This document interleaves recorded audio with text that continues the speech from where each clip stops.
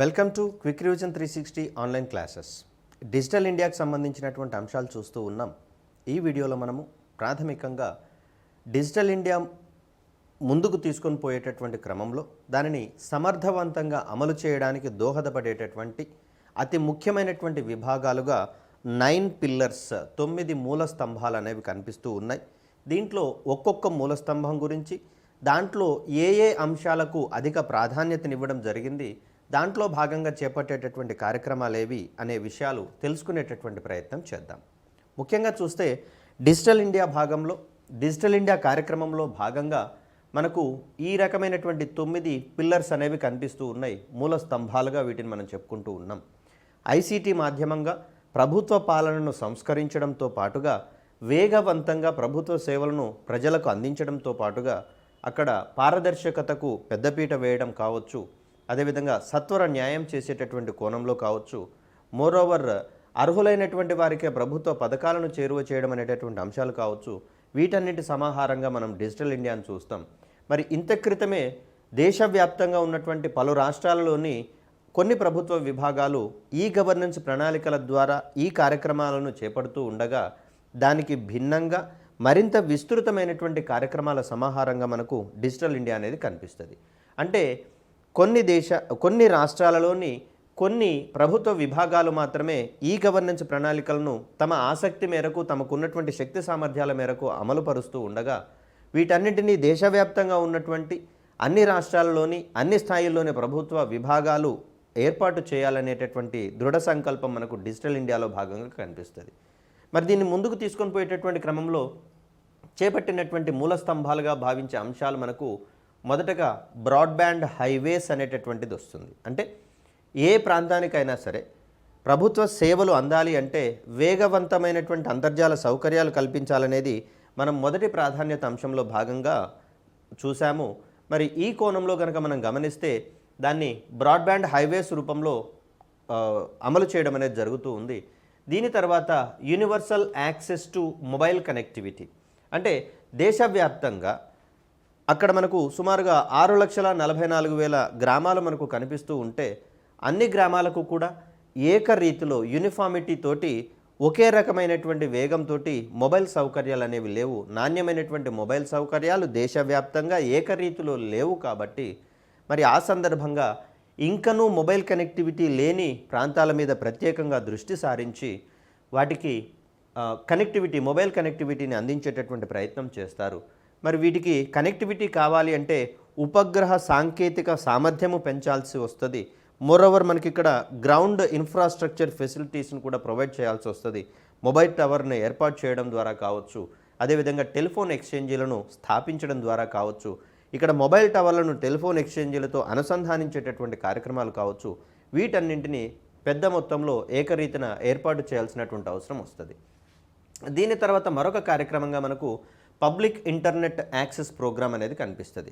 So ఇప్పుడు mobile కనెక్టివిటీలో కనుక మనం చూసుకుంటే ఇంకనూ కొన్ని గ్రామాల్లో 2G సౌకర్యాలు మాత్రమే అందుతున్నటువంటి పరిస్థితులలో మెజారిటీ గ్రామాలలో మనకు 3G 4G సౌకర్యాలు ఉన్నాయి.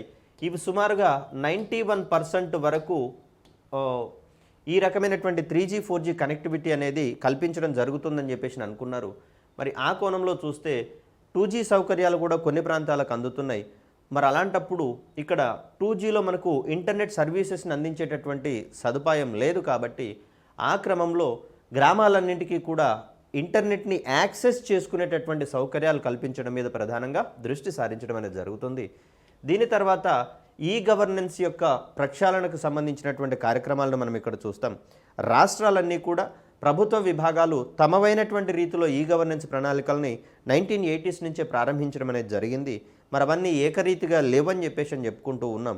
అలాంటప్పుడు ఎన్ని రకాలైనటువంటి ఈ గవర్నెన్స్ ప్రణాళికలు ఉన్నాయి, ఏ రాష్ట్రాల్లో ఏ క్రమంలో వాటిని అమలు చేస్తూ ఉన్నారు, దానికి సంబంధించినటువంటి అంశాలు మనం ఈ గవర్నెన్స్లో భాగంగా చూస్తాం. దీని తర్వాత ప్రస్తుతము అమలవుతున్నటువంటి కార్యక్రమాలు కావచ్చు, అంటే 2015 నాటికి అమలవుతున్నటువంటి ఈ గవర్నెన్స్ కార్యక్రమాలు కావచ్చు, 2015 తర్వాత అభివృద్ధి చెందించబడి అమలు చేయబడుతున్నటువంటి ఈ గవర్నెన్స్ ప్రణాళికలు కావచ్చు, వీటన్నింటినీ సంయుక్తంగా ఈ క్రాంతి పథకంలో భాగంగా అమలు చేయడం అనేది జరుగుతూ ఉంది. వాటికి సంబంధించినటువంటి అంశాలను ఈ పిల్లర్ వివరిస్తుంది. సో దీని తర్వాత ప్రజలందరికీ సమాచారాన్ని అందించడం అనేది మనం ఒక ప్రధానమైనటువంటి బాధ్యతగా చూస్తూ ఉన్నాం. ఈ కోణంలోనే 2015 తర్వాత ప్రభుత్వ విభాగాలు కావచ్చు, రాష్ట్రాల ముఖ్యమంత్రి స్థాయిలోని కార్యాలయాలు సీఎంఓలు కావచ్చు, ప్రముఖంగా ట్విట్టర్ కావచ్చు, అదేవిధంగా ఫేస్బుక్ కావచ్చు, ఇలాంటి సోషల్ మీడియా సామాజిక మాధ్యమాలు ఏవైతే ఉన్నాయో, యూట్యూబ్ వంటి సామాజిక మాధ్యమాలు ఏవైతే ఉన్నాయో వీటి ద్వారా తమ యొక్క కార్యక్రమాలను ఎప్పటికప్పుడు ప్రజలకు చేరవేసేటటువంటి క్రమం కనిపిస్తూ ఉంది. ఇది ఇంటర్నెట్ సౌకర్యాలు మెరుగుపడినటువంటి పరిస్థితులలో, మొబైల్ కనెక్టివిటీ పెరిగినటువంటి పరిస్థితులలో మరింత విస్తృతంగా ప్రజల్లోకి సంబంధిత ప్రభుత్వ కార్యక్రమాలు చొచ్చుకొని పోవడానికి దోహదం చేయడం అనేది జరిగింది. దీని తర్వాత మరొక అంశంగా మనకు ఎలక్ట్రానిక్ మ్యానుఫ్యాక్చరింగ్ అనేది మనకు కనిపిస్తూ ఉంది.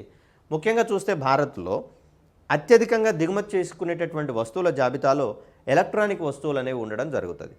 అయితే మనకు 2015 తర్వాత డిజిటల్ ఇండియా ప్రారంభించబడిన తర్వాత పెద్ద మొత్తంలో డిజిటల్ మౌలిక వనరులను కల్పించాల్సి వస్తుంది. అదేవిధంగా డిజిటల్ ఉపకరణాలు పెద్ద మొత్తంలో ప్రజలకు అందుబాటులోకి తీసుకొని రావాల్సి వస్తుంది. మరి అలాంటప్పుడు ఎలక్ట్రానిక్ వస్తువుల వినియోగం పెరిగేటటువంటి క్రమంలో వాటిని ఏక మొత్తంలో కావచ్చు, విడిభాగాల రూపంలో కావచ్చు మరింతగా దిగుమతి చేసుకుంటే దేశం యొక్క విదేశీ మారక నిల్వలు తగ్గిపోయేటందుకు అవకాశం ఉంది. కాబట్టి దానికి బదులుగా, అంటే దిగుమతి చేసుకోవడానికి బదులుగా దేశంలోనే మ్యానుఫ్యాక్చరింగ్ ఉత్పత్తిని చేపట్టాలని చెప్పేసి సాధ్యమైనంత త్వరలో జీరో ఇంపోర్ట్ సాధించాలి. మొబైల్ ఫోన్లకు సంబంధించి అవసరమైతే విదేశాలకు ఎగుమతి చేసేటటువంటి మొబైల్ హబ్గా, మొబైల్ ఎక్స్పోర్టింగ్ హబ్గా భారత్ను రూపొందించాలనేటటువంటి దృఢ సంకల్పంతో ఎలక్ట్రానిక్ మ్యానుఫ్యాక్చరింగ్ అనేది చేపట్టడం జరిగింది. దీని తర్వాత ఉపాధిని కల్పించడంలో, యువతకు ఉపాధిని కల్పించడంలో సమాచార సాంకేతికత తోడ్పాటును కూడా చేపట్టుకోవాలని చెప్పేసి నిర్దేశించుకోవడం జరిగింది. మరి ముఖ్యంగా గ్రామీణ ప్రాంతాలలోని వారికి ప్రత్యేకమైనటువంటి దృష్టితోటి వారికి ఐటీ మాధ్యమంగా ఉపాధిని కల్పించాలి, అది కూడా స్థానికంగానే కల్పించాలనేటటువంటి అంశాల్లో భాగంగా దీన్ని మనం చూసే ప్రయత్నం చేస్తాము. దీని తర్వాత 2015లో డిజిటల్ ఇండియా ప్రారంభించబడిన తర్వాత శీఘ్రంగా, అంటే వెంటనే ఫలితాలను ఇచ్చేటటువంటి కొన్ని ఈ గవర్నెన్స్ ప్రణాళికల్ని కేంద్ర ప్రభుత్వము ఆమోదించడం అనేది జరిగింది.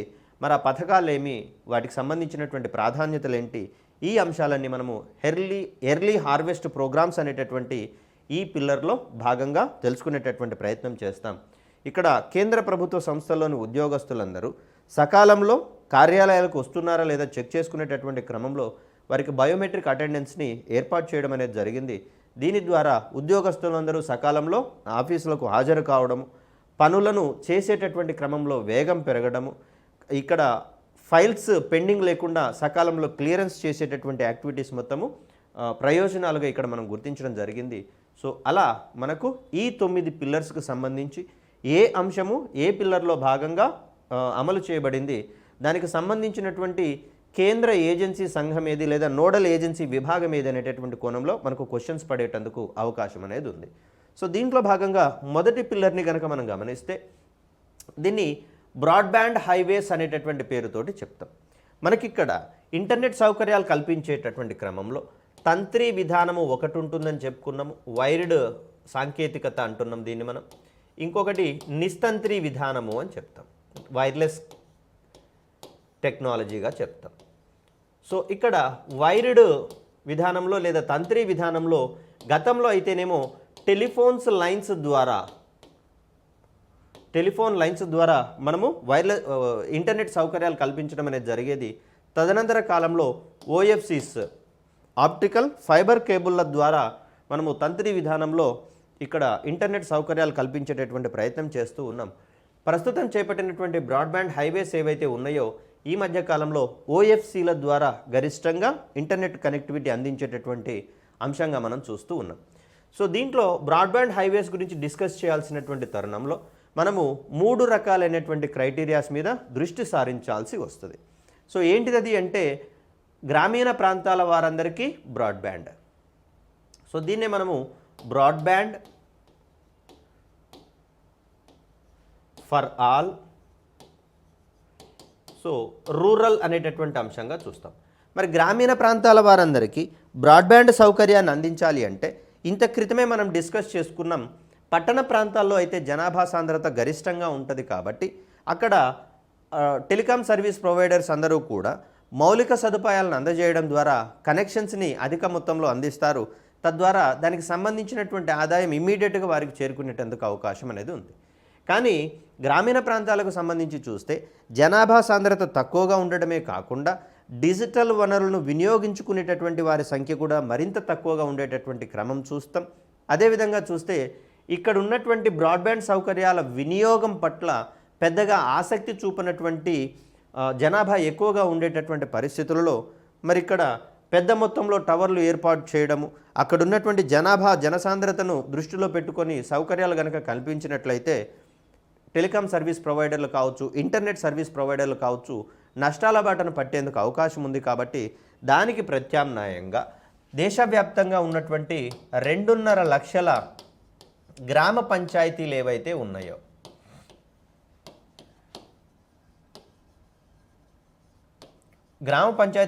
ఉన్నాయో వీటికి ప్రధానమైనటువంటి దృష్టి సారిస్తూ వీటికి నేషనల్ ఆప్టికల్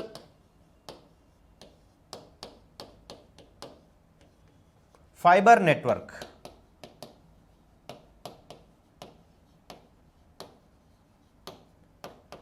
NOFNగా దీన్ని మనం చూస్తాం.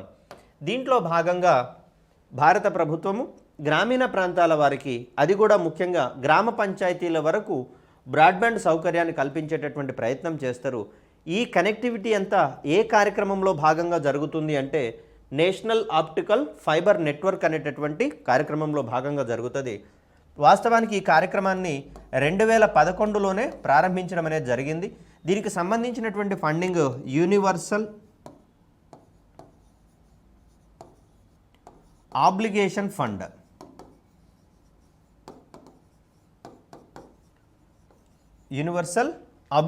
ఫండ్ అనేటటువంటి ఫండ్ని రైజ్ చేయడం అనేది జరుగుతుంది.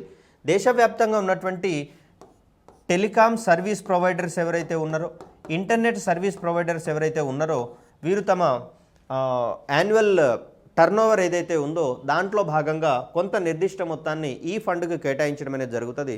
సుమారుగా 10% వరకు దీనికోసము నిధులను వెచ్చించడం అనేది జరుగుతుంది. సో ఇక్కడ ఉన్నటువంటి ఈ ఫండ్ని వారు ఇన్ఫ్రాస్ట్రక్చర్ ఫెసిలిటీస్ కోసము ఖర్చు చేసేటటువంటి ప్రయత్నం చేస్తారు. ఇంకా ఏదైనా అదనపు ఖర్చు అనేది అవసరమైతే, అదనపు వ్యయం చేయాల్సి వస్తే ఇంకా ఇతర ఆసక్తి ఉన్నటువంటి సంస్థలు ఏవైతే ఉన్నాయో వాటి ఆధ్వర్యంలో ఫండ్స్ని కలెక్ట్ చేసి ఖర్చు చేయడం అనేది జరుగుతుంది. సో ఇక్కడ మొదట్లో మనకు ఎన్ని గ్రామ పంచాయతీల వరకు చేపట్టడం జరిగింది అంటే దీన్ని మనము 2.5 లక్షల గ్రామ పంచాయతీలుగా మనం ఇక్కడ చెప్తాము. సో దీనికి నోడల్ ఏజెన్సీగా డిపార్ట్మెంట్ ఆఫ్ టెలికమ్యూనికేషన్స్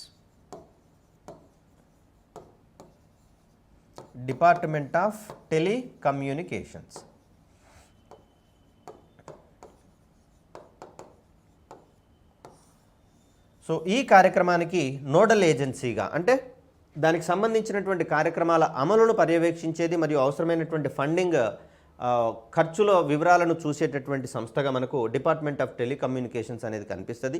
దీని మార్గదర్శనంలోనే గ్రామీణ ప్రాంతాల వారందరికీ బ్రాడ్బ్యాండ్ సౌకర్యాలను కల్పించాలనేటటువంటి దృఢ సంకల్పం మనకి ఇక్కడ కనిపిస్తుంది.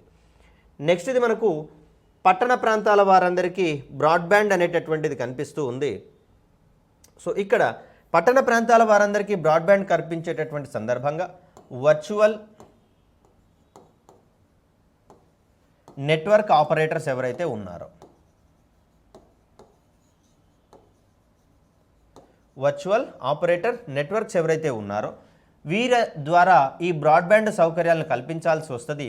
దీనికి అనుగుణంగా అవసరమైనటువంటి క్రెడిట్ ఫెసిలిటీ కూడా ప్రభుత్వము ఏర్పాటు చేసేటటువంటి ప్రయత్నం చేస్తుంది. అంటే రుణాలను మంజూరు చేసేటటువంటి ప్రయత్నాలు చేస్తుంది. దీని ద్వారా ఏం చేస్తారు అంటే ప్రభుత్వం పట్టణ శివారుల్లో నూతనంగా అభివృద్ధి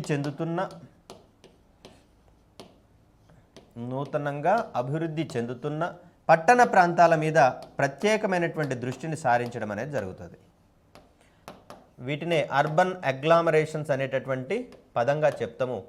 ఈ పట్టణ ప్రాంతాలు నూతనంగా అభివృద్ధి చెందుతున్నటువంటి క్రమంలో అక్కడ మొబైల్ కనెక్టివిటీని ప్రత్యేక దృష్టి సారించి అదనంగా అందించడం అనేది జరుగుతుంది. ఎందుకంటే జనాభా పెరుగుతున్నటువంటి క్రమంలో వారి దగ్గర మొబైల్ ఫోన్ల సంఖ్య పెరుగుతున్నప్పుడు, మొబైల్ కనెక్షన్స్ పెరుగుతున్నప్పుడు వాటి యొక్క నాణ్యత క్షీణించేటటువంటి అవకాశం ఉంది. కాబట్టి ఆ క్రమంలో మెరుగైనటువంటి సేవలు అందాలి అంటే ఈ రకమైనటువంటి ఏర్పాట్లు అవసరం అవుతాయి. అదేవిధంగా చూస్తే భవనాల సముదాయం కావచ్చు, నూతన భవనాల సముదాయాలు కావచ్చు, అదేవిధంగా గేటెడ్ కమ్యూనిటీస్ ఏవైతే ఉన్నాయో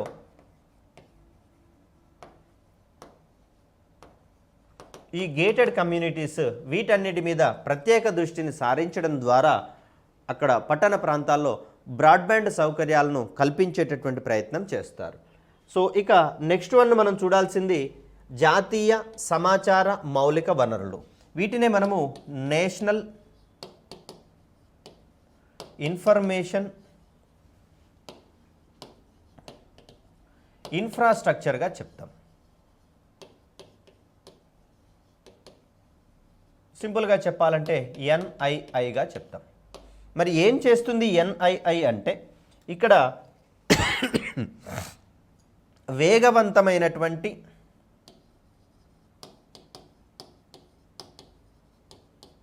వేగవంతమైనటువంటి అంతర్జాల సౌకర్యాలు కల్పించిన తర్వాత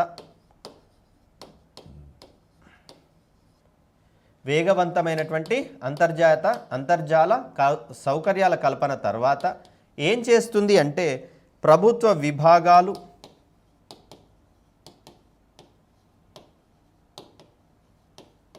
అదేవిధంగా కార్యాలయాలు, ఆఫీసులు వీటిని వాటి యొక్క పబ్లిక్ క్లౌడ్లతోటి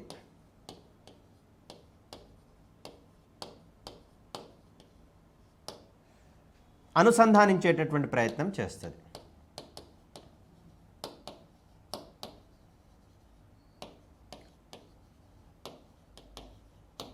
అంటే ఏం చెప్తున్నాం మనం?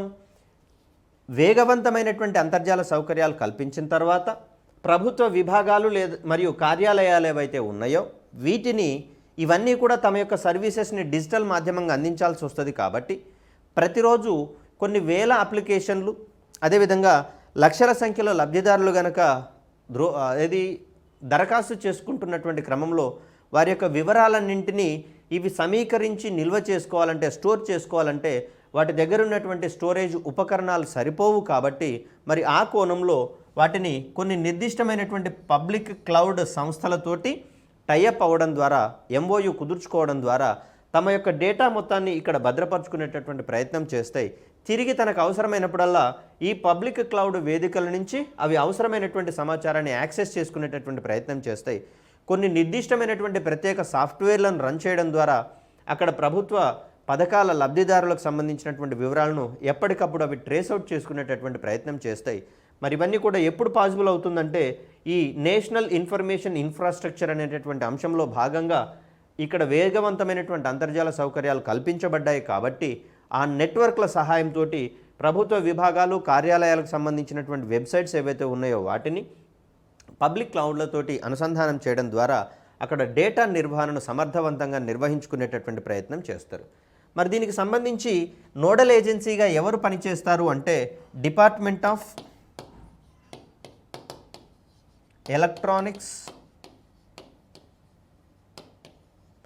And information technology.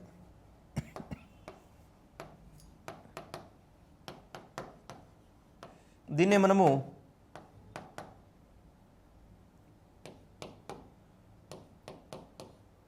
డైటీ అనేటటువంటి పేరుతో చెప్తాము.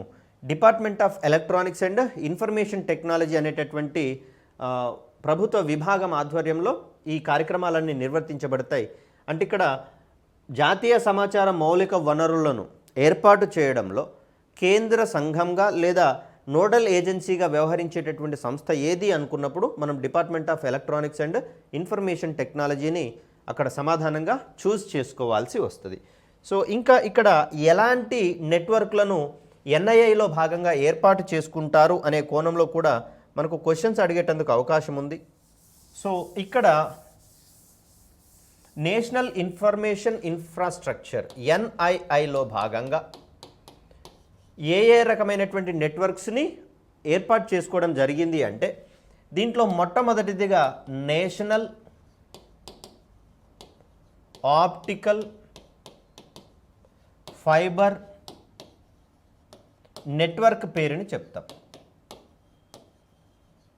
దీన్నే మనము ఎన్ఓఎఫ్ఎన్ అంటాం. మరి ఈ ఎన్ఓఎఫ్ఎన్ని 2011 నుంచి ప్రారంభించడం జరిగింది అనుకున్నాము. యూనివర్సల్ ఆబ్లిగేషన్ ఫండ్ అనేటటువంటి పథకంలో భాగంగా దీన్ని ఏర్పాటు చేసుకున్నాం అనుకున్నాము. 2019 నుంచి సుమారు బహుశా దీనిని భారత్ నెట్ పేరుతోటి వ్యవహరిస్తున్నట్లుగా కూడా మనకు కొంత సమాచారం అనేది దొరుకుతూ ఉంది. ఈ ప్రస్తుతము ఎన్ఓఎఫ్ఎన్ అనేటటువంటిది భారత్ నెట్లో భాగంగా అమలు పరుస్తూ ఉంది 2015 నుంచి. అంటే డిజిటల్ ఇండియా రాకతోటి 2011 ముందు వరకు ఎన్ఓఎఫ్ఎన్ అనేటటువంటి పేరుంది. ప్రస్తుతం ఇది భారత్ నెట్ అనేటటువంటి పథకంలో భాగంగా అమలు చేయబడుతుంది. దీంట్లో భాగంగా మనకు 100 MBPS వేగంతో ఇక్కడ అంతర్జాల సౌకర్యాలు అనేవి కల్పించడం జరుగుతుంది. సో ఇది నేషనల్ ఆప్టికల్ ఫైబర్ నెట్వర్క్కు సంబంధించి. ఇంకొకటి నేషనల్ నాలెడ్జ్ నెట్వర్క్ అనేది అందుబాటులోకి రావడం అనేది జరిగింది.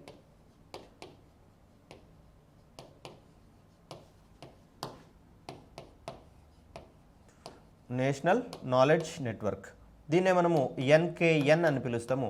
ఇక్కడ దేశవ్యాప్తంగా ఉన్నటువంటి విశ్వవిద్యాలయాలు ఏవైతే ఉన్నాయో, పరిశోధనా సంస్థలు ఏవైతే ఉన్నాయో వాటన్నింటినీ అనుసంధానం చేసేటటువంటి ఒక అద్భుతమైనటువంటి వేదికగా మనకు నేషనల్ నాలెడ్జ్ నెట్వర్క్ అనేది కనిపిస్తూ ఉంది. సో ఇది మరొక ముఖ్యమైనటువంటి అంశంగా కనిపిస్తుంది. దీని తర్వాత ఉన్నవి state wide area networks.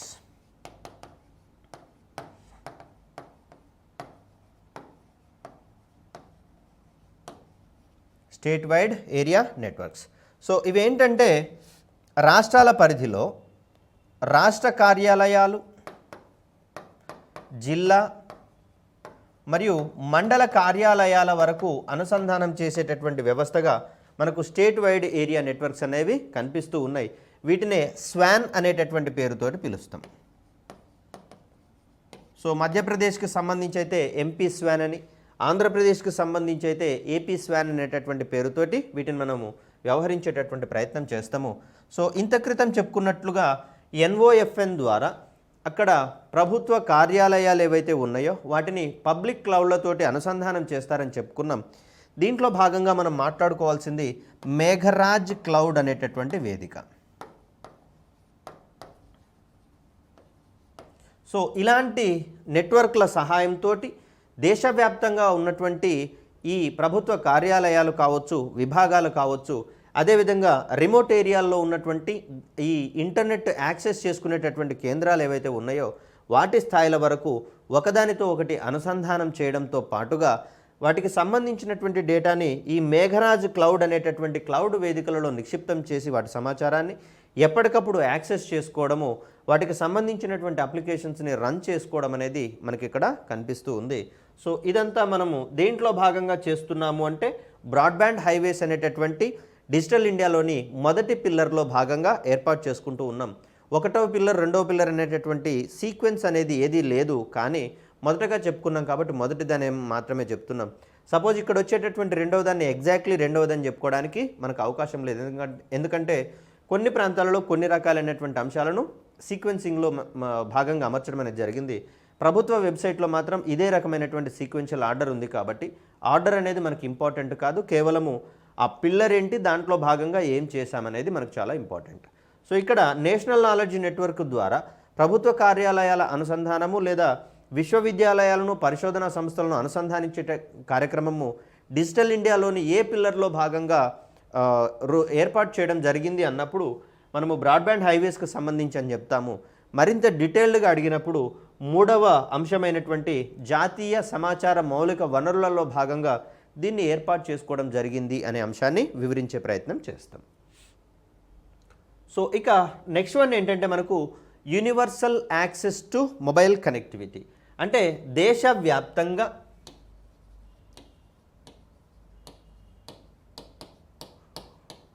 Mobile సేవలు అనేటటువంటి అంశంలో భాగంగా దీన్ని చూడవచ్చు. దేశవ్యాప్తంగా మొబైల్ సేవలు అందించేటటువంటి అంశంలో భాగంగా దీన్ని చూడవచ్చు. సో ఫిబ్రవరి 8, 2023 నాటికి ఉన్నటువంటి సమాచారం మేరకు దేశవ్యాప్తంగా ఉన్నటువంటి గ్రామాల సంఖ్య 6,44,131గా మనకు కనిపిస్తూ ఉంది.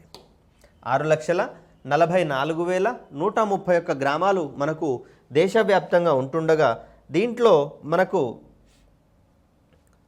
మొబైల్ కనెక్టివిటీ ఉన్నటువంటి గ్రామాల సంఖ్య 6,05,230గా కనిపిస్తుంది. సో ఇవి మొత్తం గ్రామాల సంఖ్యగా చూస్తున్నాం.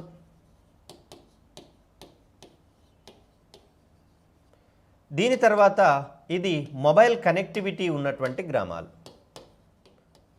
సో డిజిటల్ ఇండియా ప్రారంభమయ్యేటటువంటి సమయానికి 2015 నాటికి సుమారుగా 55,000కు పైగా గ్రామాలలో మొబైల్ కనెక్టివిటీ లేదు అని చెప్పేసి అనుకుంటే, ఇంకా చూసుకుంటే మనకు సుమారుగా 38,901 గ్రామాల్లో నేటికి కూడా మొబైల్ కనెక్టివిటీ లేదు. మొబైల్ కనెక్టివిటీ లేదు. ఏపీలో ఉన్నటువంటి గ్రామాల్లో కనుక మనం గమనిస్తే, ఏపీలో మనకు సుమారుగా ఇప్పటి వరకు కూడా 17% గ్రామాలకు మొబైల్ కనెక్టివిటీ లేదు అనేటటువంటి అంశాన్ని గమనించవచ్చు.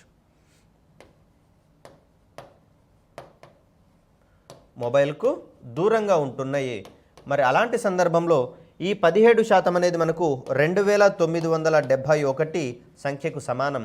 ఎప్పటి డేటా అంటే ఫిబ్రవరి 8, 2023 నాటికి ఇక్కడ భారత పార్లమెంటులో టెలికమ్యూనికేషన్స్ కేంద్ర మంత్రివర్యులు వెలువరించినటువంటి సమాచారం ప్రకారము ఆంధ్రప్రదేశ్లో 2,971 గ్రామాలకు ఇక్కడ మొబైల్ కనెక్టివిటీ అనేది లేదు.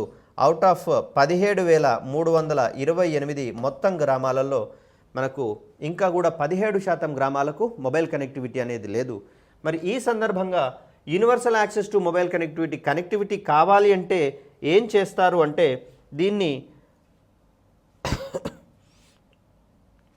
టెలికమ్యూనికేషన్స్ విభాగము, డిపార్ట్మెంట్ ఆఫ్ టెలికమ్యూనికేషన్స్ అనేది నోడల్ ఏజెన్సీగా వ్యవహరించి ఈ గ్రామాలలో దశల వారీగా మొబైల్ కనెక్టివిటీని అందించేటందుకు ప్రయత్నం అనేది చేస్తుంది.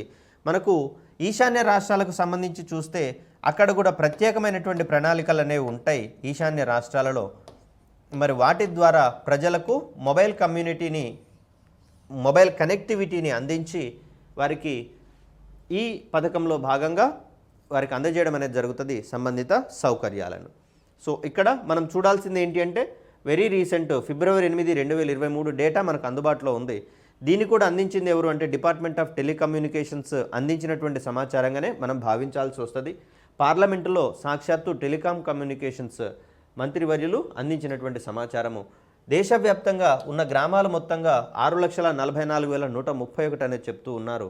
దీంట్లో ఇప్పటివరకు మొబైల్ కనెక్టివిటీ అందించినటువంటి గ్రామాలు 2G కావచ్చు, 3G కావచ్చు, 4G కావచ్చు.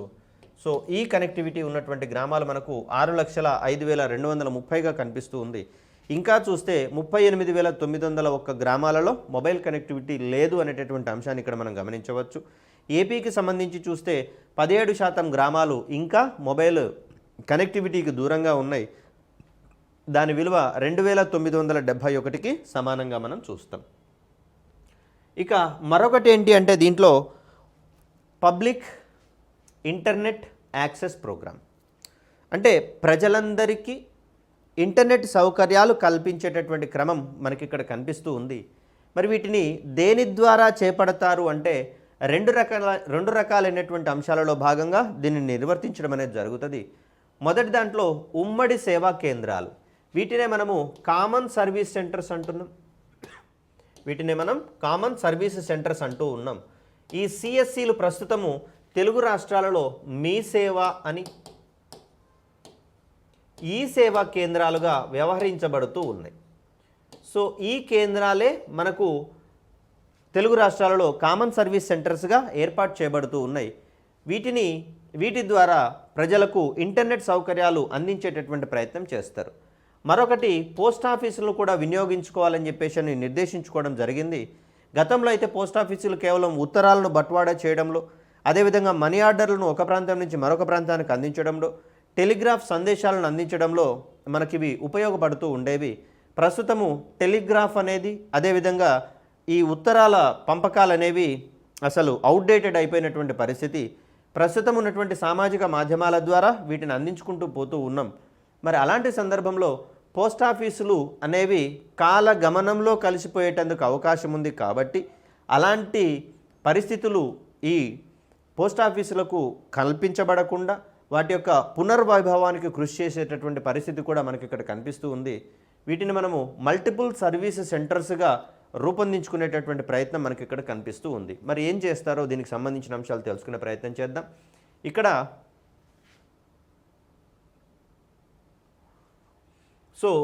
ఉమ్మడి సేవా కేంద్రాలకు సంబంధించి చూస్తే మనకు దేశవ్యాప్తంగా ఉన్నటువంటి 2.5 లక్షల గ్రామ పంచాయతీలు ఏవైతే ఉన్నాయో, ఈ 2.5 లక్షల గ్రామ పంచాయతీలను ఒకదానితో ఒకటి అనుసంధానం చేయడం ద్వారా వీటిని ఉమ్మడి సేవా కేంద్రాలుగా మార్చేటటువంటి ప్రయత్నం చేస్తారు. ఉమ్మడి సేవా కేంద్రాలు దీనికోసము చేపట్టబడినటువంటి ప్రోగ్రాంగా మనకు నేషనల్ ఆప్టికల్ ఫైబర్ నెట్వర్క్ అనేది కనిపిస్తూ ఉంటుంది.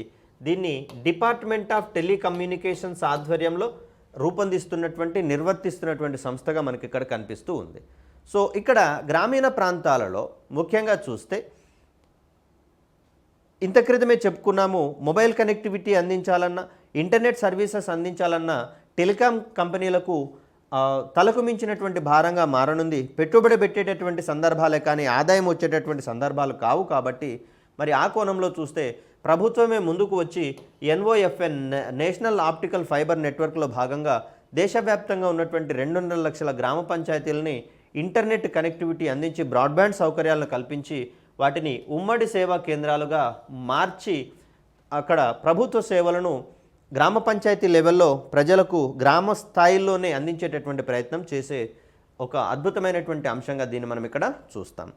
ఇక పోస్ట్ ఆఫీసులు బహుళ సేవా కేంద్రాలకు సంబంధించి కనుక మనం గమనిస్తే దీనికోసము డిపార్ట్మెంట్ ఆఫ్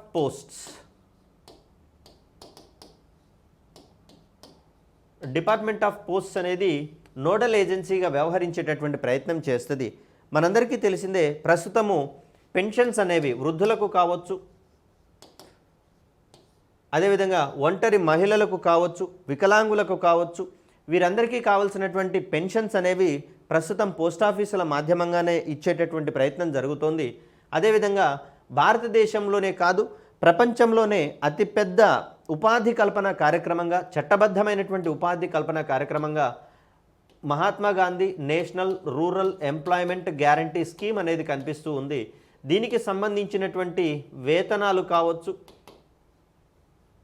దినసరి కూలీ కావచ్చు, వీటిని పోస్ట్ ఆఫీసుల ద్వారా అందిస్తూ పోతూ ఉన్నాం. మరి ఆ క్రమంలో దేశవ్యాప్తంగా ఉన్నటువంటి 1,50,000 పోస్ట్ ఆఫీసెస్ ఏవైతే ఉన్నాయో వీటి యొక్క దిశను మొత్తం మార్చివేసి వాటికి కూడా బ్రాడ్బ్యాండ్ సౌకర్యాలు కల్పించి ఒక ఏజెంట్ని అక్కడ అందుబాటులోకి తీసుకొని రావడం ద్వారా డిపార్ట్మెంట్ ఆఫ్ పోస్ట్ ఆధ్వర్యంలో ఇక్కడ పోస్ట్ ఆఫీసుల్ని బహుళ సేవా కేంద్రాలుగా మార్చి ఇంటర్నెట్ సౌకర్యాలను అందుబాటులోకి తీసుకొని వచ్చేటటువంటి ప్రయత్నం చేస్తారు. ఇక్కడ ఇంటర్నెట్ సర్వీసెస్ అందుబాటులోకి తీసుకొని రావడమే కాదు, ఈ కేంద్రాల ద్వారా ప్రభుత్వ సేవలు ఏవైతే ఉన్నాయో, ప్రాధాన్యత కలిగినటువంటి సేవలు ఏవైతే ఉన్నాయో వాటిని వీటి ద్వారా అందించేటటువంటి ప్రయత్నం చేస్తారు. ఇలా మనము ఇప్పుడు నేర్చుకున్నటువంటి ఈ 3 పిల్లర్స్ ఏవైతే ఉన్నాయో వీటికి అదనంగా మరొక 6 పిల్లర్స్ అనేవి ఉండడం జరిగింది. ఈ గవర్నెన్స్ పథకాలు కావచ్చు, ఈ క్రాంతి పథకాలు కావచ్చు, వీటికి సంబంధించి ఒక సెపరేట్ వీడియోలో చెప్పుకుంటే ఉపయుక్తంగా ఉంటుంది. కాబట్టి ఆ వీడియోతో త్వరలోనే మీ ముందుకు వచ్చేటటువంటి ప్రయత్నం చేస్తాను. అప్పటి వరకు సెలవు. ధన్యవాదాలు.